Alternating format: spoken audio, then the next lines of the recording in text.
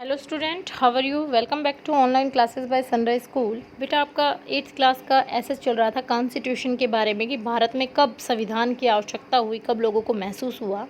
तो वो हमने लेसन ऑलमोस्ट हमारा पूरा होने वाला है।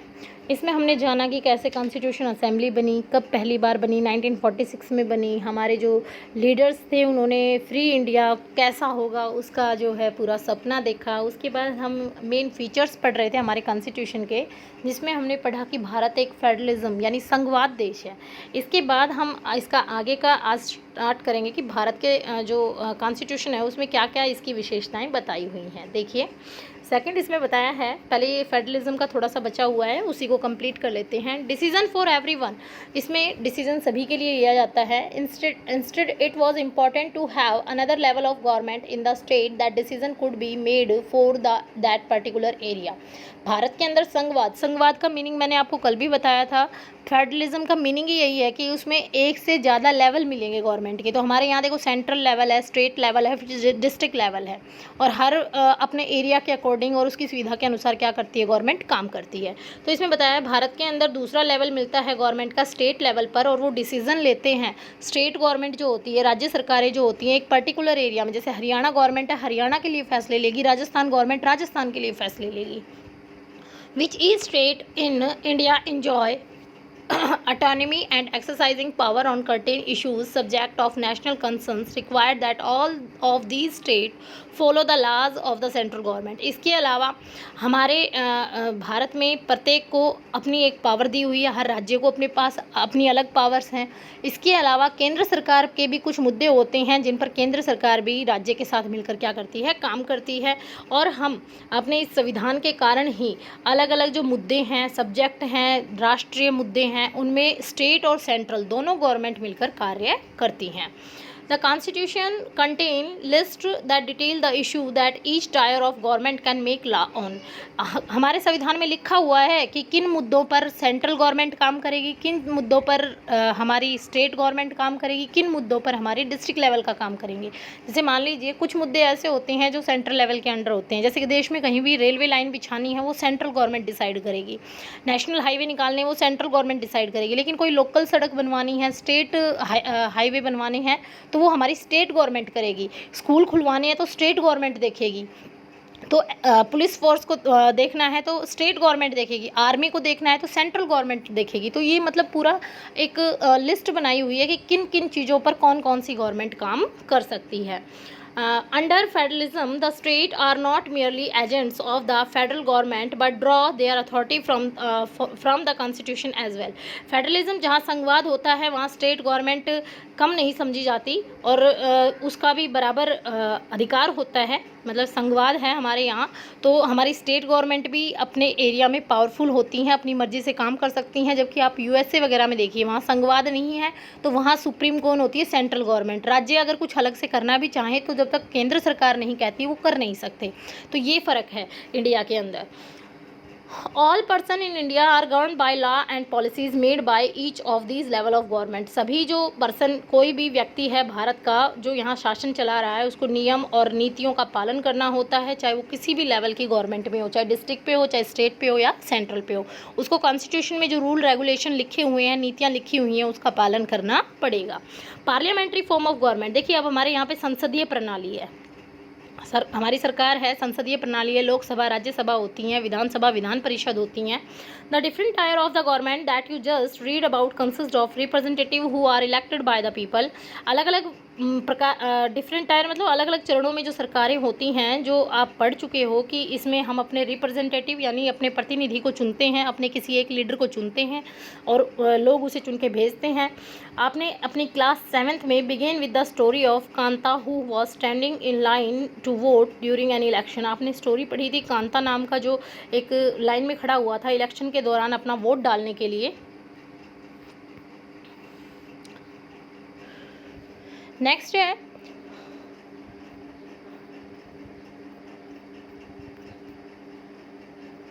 इधर देखिए, इधर आ जाएगा ये। Constitution of India guaranteed universal adult suffrage for all citizen. भारतीय संविधान ने गारंटी दी है कि सभी को सार्वभौमिक मताधिकार का प्रत्येक नागरिक को अधिकार है, यानी 18 ईयर जो भी नागरिक कंप्लीट कर चुका है वो भारत में मत डालने का अधिकार रखता है। When they were making the constitution, the member of the constitution assembly felt that freedom struggle had prepared the masses of for universal adult suffrage, and this would help encourage a democratic mindset and break the clutch of tradition, caste, class, gender हेरियंसी। ये कह रहे कि जब भारतीय संविधान का निर्माण करने के लिए हमारी संविधान समिति बैठी थी तो उन्हें महसूस हुआ कि आज़ादी के संघर्ष में पूरे जो हमारी भारतीय भीड़ है, यानी पूरी भारतीय जनता है, वो पूरी तरह से तैयार हो चुकी है कि सार्वभौमिक जो अधिकार हैं वो हर नागरिक को मिले, चाहे वो किसी भी जाति से हो, किसी भी धर्म से हो। कल्चर्स होता है पंजे, ताकि हम जो परंपरागत जाति प्रथा, वर्ग, उच्च वर्ग, नीचा वर्ग और जो जेंडर मतलब कि लिंग के आधार पर जो भेदभाव, महिलाएं हैं ये नहीं करेंगी, पुरुष है ये करेंगे, इन सब के पंजों से हम छूट गए हैं। क्योंकि जब स्वतंत्रता संग्राम चला, अंग्रेजों के खिलाफ आंदोलन होने लगा तो उसमें हर किसी ने बढ़ चढ़कर हिस्सा लिया। तब हमारे नेताओं को एहसास हुआ कि हमें क्या करना है, ऐसा संविधान बनाना है जिसमें सबको क्या मिले, बराबर का अधिकार मिले। The mean that the people of India have a direct role in electing their representative. इसका मीनिंग ये है, मेनली अगर हम निकालें तो इसका मतलब ये है कि चाहे कोई किसी भी धर्म, किसी भी जाति, किसी भी वर्ग से संबंध रखता हो, ये मायने नहीं रखेगा। जो हमारा नेता चुना जाएगा वो अपनी काबिलियत और जनता की पसंद से चुना जाएगा, यानी डेमोक्रेटिक जो है वो स्थापित की गई हमारे भारत के अंदर। Also every citizen of the country irrespective of his और her social background can also contest in election. कोई भी नागरिक भारत का, चाहे कहीं भी किसी भी बैकग्राउंड से संबंध रखता हो, चाहे लोअर कास्ट का हो, अपर कास्ट का हो, अमीर हो, गरीब हो, अगर वो इलेक्शन लड़ना चाहता है तो लड़ सकता है। अगर जनता उसे चुनती है तो वो गवर्नमेंट में आ सकता है। You will read more about why representative is sequel to democrat functioning in unit 2 of this book. अब ये जो हम चुनते हैं नेता वो कैसे काम करते हैं ये हम अपनी सेकंड बुक में पढ़ेंगे। Separation of power. Separation होता है बंटवारा करना, पावर्स मतलब शक्तियों का। According to the constitution, constitution के अनुसार there are 3 organ of the state. 3 organ होते हैं, 3 अंग होते हैं राज्य के। देयर आर लेजिस्लेटर, सबसे पहले विधानसभा होती है, एग्जीक्यूटिव कार्यपालिका होती है और जुडिशरी न्यायपालिका होती है। ये आप पिछली क्लास में पढ़ चुके हो। लेजिस्लेटर क्या करती है, लॉ मेकिंग करती है, कानून बनाती है। एग्जीक्यूटिव बॉडी इम्प्लीटिंग करती है लॉ को, यानी लागू करती है। और जुडिशरी क्या करती है, वो देखती है कि जो भी नियम कानून बने और लागू हुए उनका ठीक ढंग से पालन हो रहा है या नहीं हो रहा है। तो बेटा इसमें यही है इस पैराग्राफ में पूरा। यूनिट 3 ऑफ दिस बुक, जो तीसरी यूनिट है इस बुक की, इसी सिस्टम को दिखा रही है। In order to prevent the misuse of power by any branch of the state, the constitution says that each of this organ should exercise different power. और किसी भी प्रकार से इन जो शक्तियाँ इन ब्रांच को मिलती है, मतलब हम मंत्री चुनते हैं, प्रधानमंत्री चुने जाते हैं, राष्ट्रपति बनते हैं, इनमें जो पावरफुल लोग हैं वो अपनी शक्तियों का गलत इस्तेमाल ना कर सके, इसके लिए इन तीनों ब्रांचों के पास अलग से पावर होती है। Through this each organ act as a check on other organ. इस तरह से एक अंग दूसरे पर, जैसे लेजिस्लेटर कोई कानून बना रहा है, एग्जीक्यूटिव बॉडी उस पर ध्यान रखेगी, एग्जीक्यूटिव बॉडी ने लागू किया नहीं किया, जुडिशरी उस पर ध्यान रखेगी। तो एक दूसरे पर क्या रखते हैं, निगरानी रखते हैं कि काम ठीक से हो रहा है या नहीं हो रहा है राज्य में। And this ensure the balance of power between all 3। और इस तरह से एक संतुलन बना रहता है तीनों के बीच पावर का। The word state is often use in this chapter. इस देखो यहाँ स्टेट से मतलब किसी राज्य से नहीं है, यहाँ स्टेट से मतलब हम इंडियन स्टेट से ले रहे हैं, भारतीय देश से ले रहे हैं। तो आप इस स्टेट को ये मत सोचना कोई एक विशेष राज्य के लिए लिया जा रहा है। यहाँ स्टेट पूरा हमारी इंडिया के लिए डिफाइन किया गया है। और इसमें बताया गया है किस प्रकार से रिस्पॉन्सिबल होते हैं एडमिनिस्ट्रेटिंग एंड इन्फोर्सिंग लॉ। जो हमारी गवर्नमेंट है किस तरह से नियम कानून बनाने में, प्रशासन को चलाने में, लागू करने के लिए कैसे भूमिका निभाती है, गवर्नमेंट कैसे चेंज हो सकती है इलेक्शन के द्वारा। The state on other hand refer to political institution that represent sovereign people who occupied defined territories. और इसमें यह भी बताया है किस प्रकार से जो लोग हैं वो राजनीतिक जो संस्थाएँ हैं, इंस्टीट्यूशन मतलब राजनीतिक जो पार्टियाँ पार्टियां बनी होती हैं, संस्थाएं बनी होती हैं, कैसे लोग उनको चुनते हैं, कैसे वो एक क्षेत्र में चुनाव लड़ते हैं, कैसे वो जीत करके आते हैं। वी कैन दस speak of the Indian state. इसमें हम इंडियन स्टेट की बात कर रहे हैं। द नेपाली स्टेट, नेपाल के बारे में Nepali state. The Indian state has a democratic form of government. ये हमें पता ही है, भारत के अंदर डेमोक्रेटेड यानी गणतंत्र है। The state refer to more than just the government and cannot be use interchangeably with it. और भारत में ये स्टेट जो यहाँ रेफ़र किया गया है, ये पूरी गवर्नमेंट, जस्ट द गवर्नमेंट के लिए यूज़ किया गया है। ये किसी एक विशेष राज्य को नहीं दर्शाता है। ठीक है, आगे देखिए फंडामेंटल राइट्स। ये बेटा आप अच्छे से पढ़ चुके हो। फंडामेंटल राइट्स का मैं बता चुकी हूँ आपको। आपके ये 6 फंडामेंटल राइट्स हैं, देखो इस साइड दिए हुए हैं। राइट टू इक्वलिटी, सब समान है। इसके अनुसार आप किसी भी धर्म, किसी भी जाति, किसी भी लिंग से हों, आप जो करना चाहें देश में कर सकते हो। राइट टू फ्रीडम में आपका बोलने का अधिकार आता है। इसमें अलग अलग आर्टिकल्स हैं। हमें आज़ादी है बोलने की, घूमने फिरने की, देश में कहीं भी जाने की, अपने विचार रखने की। और आपकी जो मीडिया है 19A के तहत, इसी में उसको आज़ादी मिली हुई है कि कोई अगर गलत काम करता है, चाहे वो बड़े से बड़े पद पर क्यों ना हो, मीडिया उसके बारे में लिख सकता है। 19A आर्टिकल है जिसके अनुसार इसको आज़ादी मिली हुई है। राइट टू फ्रीडम में ही आता है। राइट टू एक्सप्लॉयटेशन का मतलब है कि जो शोषण के विरुद्ध अधिकार है। इसमें संविधान में बताया है, किसी को आप ज़बरदस्ती किडनैप करते हो, उससे काम करवाते हो, उसको सैलरी नहीं देते हो, या 14 साल से कम उम्र के बच्चों को काम करवाते हो, ये सब क्या है, शोषण के प्रकार हैं। और ये हमारे संविधान में लिखा है, अगर ऐसा करता कोई भी पाया जाता है, पूरी तरह से मनाही है, उसको पनिशमेंट दी जाती है, फाइन लगाया जाता है। Right to freedom of religion, कोई भी धर्म अपनाने की हमें आज़ादी है। कल्चर एंड एजुकेशनल राइट, सांस्कृतिक और शिक्षा के जो अधिकार हैं वो हमें प्राप्त है। हम किसी भी धर्म को मानते हैं, कैसी भी ड्रेस डालना चाहते हैं, कुछ भी खाना पीना चाहते हैं, ये तो आपकी संस्कृति में आ गई। और शिक्षा का अधिकार हमें है, हम पढ़ना चाहते हैं हम पढ़ेंगे, क्योंकि हमारी गवर्नमेंट ने कहा है कि 14 साल से कम उम्र के प्रत्येक बच्चे को कहाँ भेजना चाहिए, स्कूल भेजना चाहिए। राइट टू कॉन्स्टिट्यूशन रेमेडी, ये सबसे मेन है। जैसे मान लीजिए ऊपर हमें इतने अधिकार मिले हैं, लेकिन इनकी रक्षा करने वाला कोई ना हो, हमसे ये अधिकार कोई छीन रहा है, तो हम क्या करें, हम डायरेक्ट कोर्ट में जा सकते हैं, हाई कोर्ट या सुप्रीम कोर्ट में, और तुरंत हमारे जो शिकायत होगी उसकी सुनवाई होगी। तो ये सबसे बड़ी आत्मा मानी थी डॉक्टर भीमराव अंबेडकर ने, जो छठा आपका मौलिक अधिकार है इसको। देखिए फंडामेंटल राइट्स में आपको सबको पता है, the section on the fundamental right has often been referred as the conscience of the Indian constitution. इसे फंडामेंटल राइट का जो चैप्टर है, देखो अलग अलग भाग में हमारा संविधान डिवाइड है। नंबर 1 में बताया है कि भारत संघवाद है, यहाँ पार्लियामेंट्री फॉर्म है, अलग अलग राज्य हैं। सेकंड में बता दिया, और थर्ड में बता दिया आप नागरिकता का। नंबर 4 में आपके आते हैं फंडामेंटल राइट्स यानी मौलिक अधिकार। अलग अलग पार्ट बटे हुए हैं, जैसे आपकी बुक में होते हैं ऐसे ही हमारे संविधान में है। तो इसमें बताया है कि भारतीय संविधान जो है आत्मा है, भारतीय संविधान की आत्मा है। कौन सा पार्ट, जो फंडामेंटल राइट का पार्ट है वो। Colonial rule had create a certain suspension of the state in the minds of the nationalist and they want to ensure that a state subject of the nation concerned require that all of these state follow the laws of the central government। जब हम दूसरों के अधीन रहे तो हमारे Indians को समझ में आ गया कि दूसरों के अधीन रहने में कोई फ़ायदा नहीं है, इसलिए हम कोई भी पर्टिकुलर अगर फैसला लेते हैं, पर्टिकुलर एरिया में वहाँ की गवर्नमेंट होनी चाहिए, लोगों के द्वारा वो गवर्नमेंट चुनी जानी चाहिए, और हर नियम और कानून को उनको फॉलो करना चाहिए।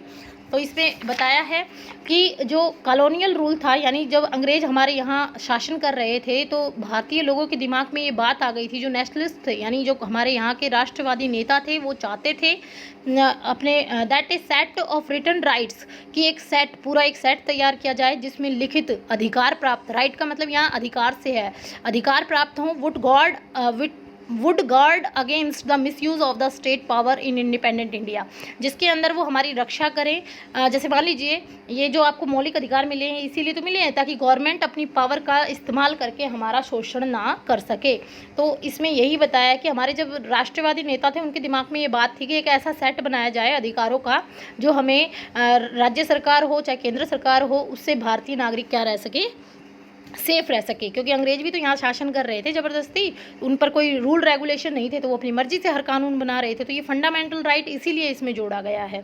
Fundamental rights therefore protect citizen against the arbitrary and absolute exercise of the power by the state. जो फंडामेंटल राइट्स हैं, हमारे मौलिक अधिकार हैं, वो हमें आज़ादी देते हैं जो भी सत्ता है, सत्ता पक्ष हमारा मिसयूज़ ना कर सके, गलत इस्तेमाल ना कर सके, हमारे ऊपर कोई धारा थोप ना सके।